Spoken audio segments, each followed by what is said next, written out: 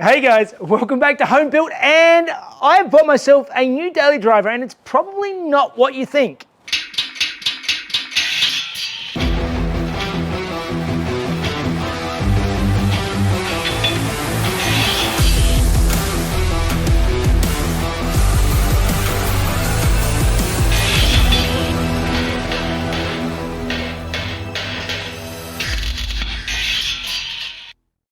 Alright guys, a quick one today, and just to fill you in, basically I have been driving around. We have a daily driver, old Porsche Macan that we've been driving for a few years now, and that is basically the daily driver that Mrs. Jeff and myself share. The only other registered car I have is Harry, which is my 1973 RSR inspired old Porsche 911. So it's not always the most convenient car to drive around, particularly nowadays. It's getting back into winter here in Australia and it's cold. And Harry doesn't have any heat. Harry has air conditioning, but no heat. And yeah, we just sort of need another car for the odd days when the one daily driver doesn't do us. I spend most of my life here in this shed. I don't need a car on those days. But the days that Mrs. Jeff and I both need a car, we needed something else to fill those duties. Which got me thinking, I am not a huge fan of modern cars, and as some of you may have noticed on Harry, my old 911, I changed over recently from my full registration, which I had some sort of custom number plates, 2.8 Luft plates that I had on the car. I changed over to plates which are now conditional plates. Conditional is basically plates for modified historic cars, and to be eligible for those plates, the car needs to be over 30 years old. And that got me thinking, because at least here in New South Wales, the way our registration works is we pay the registration, which is somewhere around sort of $500 a year for the registration, and you've also got the compulsory insurance on top, which is another $500-600 at least. So it's generally just to register a car and get it on the road here in New South Wales. It's usually around $1,000 a year at least.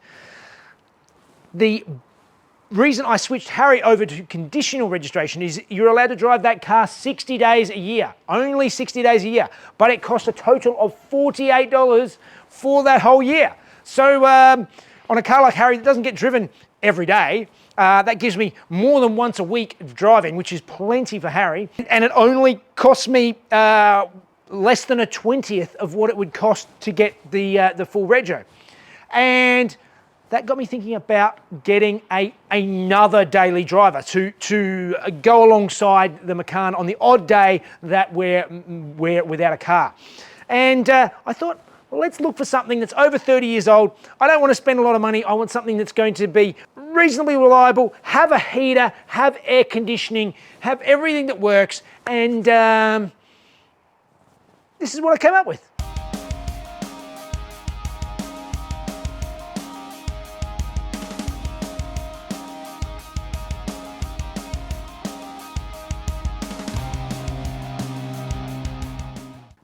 And this is what I ended up buying. It is a 1993 Mercedes-Benz E220. So this was owned by a local family, and it is really very neat. The paint could use a buff, and there's a few bits and pieces that could just use a little bit of attention. But overall, for a 31-year-old car, and as I said, it needs to be at least 30 years old, I thought it's in pretty good nick. Let me take you around and let me tell you a few more things about it and the deal that I actually got on the car.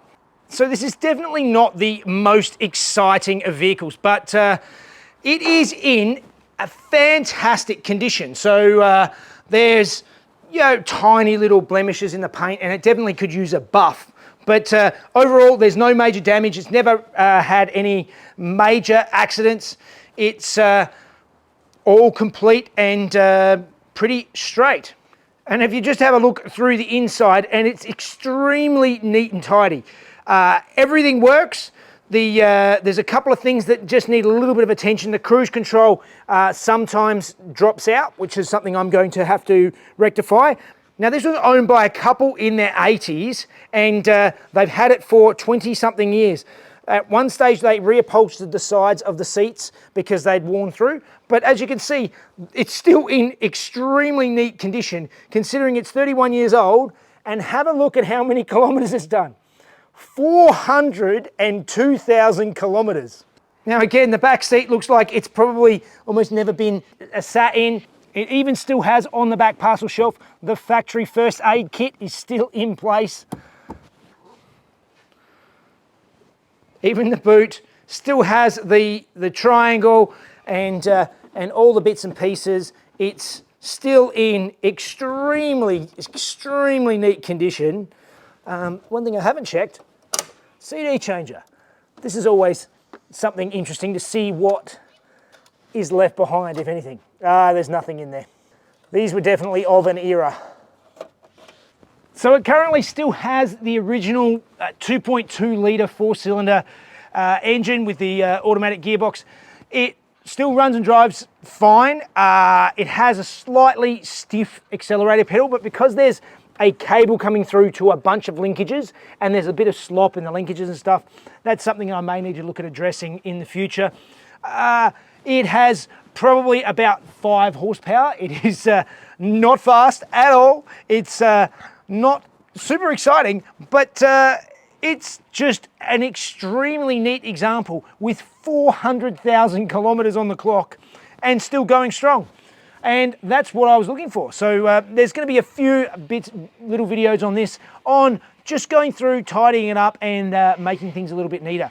I do have some new headlight lenses for it. This headlight lens has a chip, whereas this one is completely cracked and broken and damaged. So that's something I got to do. Some wheels and maybe it needs to sit a little bit lower to get it looking a little bit cooler. But for something to just run around town in, I am really impressed. So I've been looking for another daily driver for a little while now, and this just popped up on Marketplace, and believe it or not, I only paid $4,000 for it. So I basically paid $1 for every 100 kilometers this car has ever driven. It's, as I said, very neat and tidy. It's an honest example, as I said, with it's been well serviced its whole life, owned by an elderly couple who were actually quite sad to see it go, but they're getting too old to get down into it and need a SUV to make things a little bit easier. So their loss is my gain. I wasn't sure whether I actually was even going to film this, but I thought it was still something interesting enough that I may bring you along on with some of the little projects for it. But it's just a basic old German tank that I can just take to the shops and not care too much if it gets door dings and things like that. That will be in the garage, and as I said, you might see it around in some future videos. So hopefully you enjoyed this one. Tell me what you think. Tell me if you think I'm crazy, if you think it's a piece of junk or whatever. Happy to know your thoughts. And like always, do all the things, like, subscribe, and join us for all the other projects like the Alferrari, the Frankenhauler, the Rockstar, Harry. They're all there. I'll see you on the next one. See you guys.